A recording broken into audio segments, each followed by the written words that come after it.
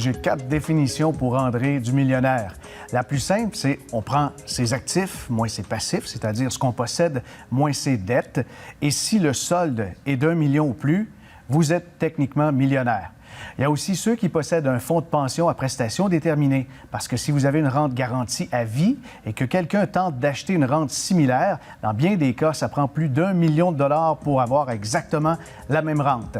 Une autre définition du millionnaire, selon moi, est celui qui peut encaisser facilement dans son compte de banque en 24 heures 1 million de dollars. Celui-là, il est assez rare. Ce millionnaire-là, pour moi, est un des plus riches puisqu'il peut avoir à volonté 1 million de dollars pour faire ce qu'il en veut. Évidemment, tout n'est pas immobilisé dans l'immobilier ou dans des placements non rachetables. C'est pour ça que lui, son million liquide a énormément de valeur. Un millionnaire aussi qui est encore plus riche, selon moi, c'est le millionnaire qui peut dépenser 1 million de dollars par année.